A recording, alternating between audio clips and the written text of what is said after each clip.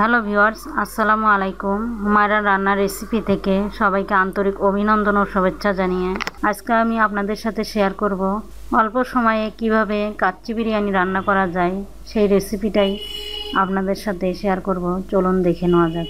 এখানে আমি 800 গ্রাম গরুর মাংস ভালোভাবে ধুয়ে পরিষ্কার করে নিয়েছি। একটি বাটিতে নিয়ে নিয়েছি 1 টেবিল চামচ আদা রসুন বাটা, 1 টেবিল চামচ পেঁয়াজ বাটা,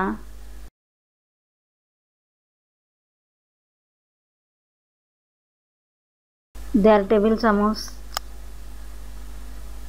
লাল মরিচের গুঁড়া,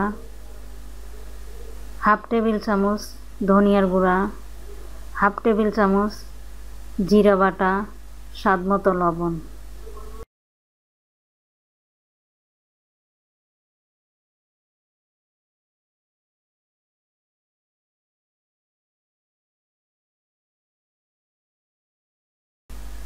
আর দিয়ে দিচ্ছি 1 কাপ পরিমাণ সরিষার তেল।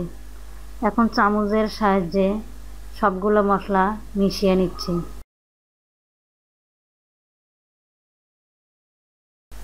এরপর দিয়ে দিলাম 1.5 টেবিল চামচ পেঁয়াজ বেরেস্তা।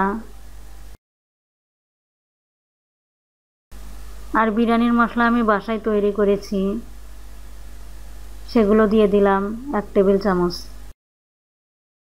আর দিয়ে দিলাম 1 কাপ পরিমাণ টক দই। টক দই আগেই ভালোভাবে ফেটে নিতে হবে।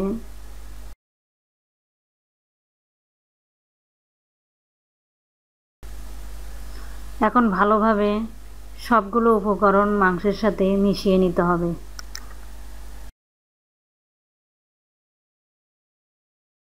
ওদিকে চুলায় একটি কড়াই বসিয়ে দিয়েছি, পরিমাণ মতো পানি দিয়েছি। আর দিয়ে দিলাম ছোট এলাচ, বড় এলাচ, দারচিনি, অল্প কিছু সরিষার তেল, স্বাদমতো লবণ।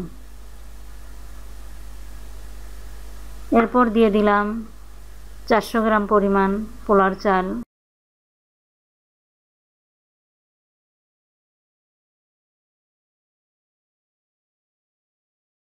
তেল দেওয়ার ফলে চালগুলো ঝরঝরে হবে। এখন ঘড়ি ধরে 5 মিনিট রান্না করে নামিয়ে নেব।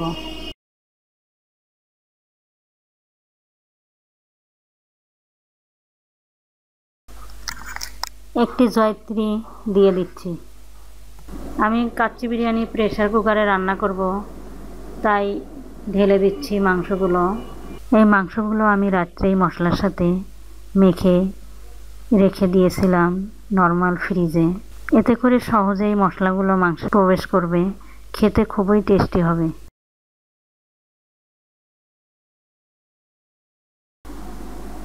এরপর দিয়ে দিলাম সিদ্ধ করে রাখা পোলার চালগুলো, গরম গরম দিতে হবে।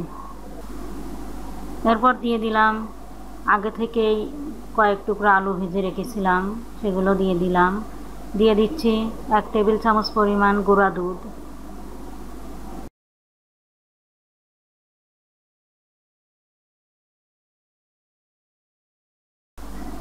আর দিয়ে দিলাম আবারও 2 টেবিল চামচ পরিমাণ সরিষার তেল, 1 টেবিল চামচ পরিমাণ ঘি, পেঁয়াজ বেরেস্তা, 1 কাপ লিকুইড গরুর দুধ। দুধটা কুসুম গরম দিতে হবে। কয়েক টুকরা মরিচ ভেঙে দিলাম, এতে করে ঝালটা বেরিয়ে আসবে।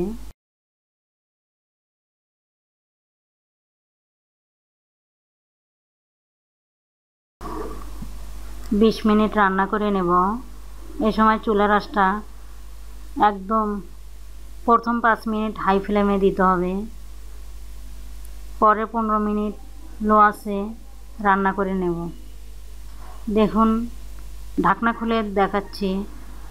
দেখুন কত সুন্দর হয়েছে, ঝরঝরে।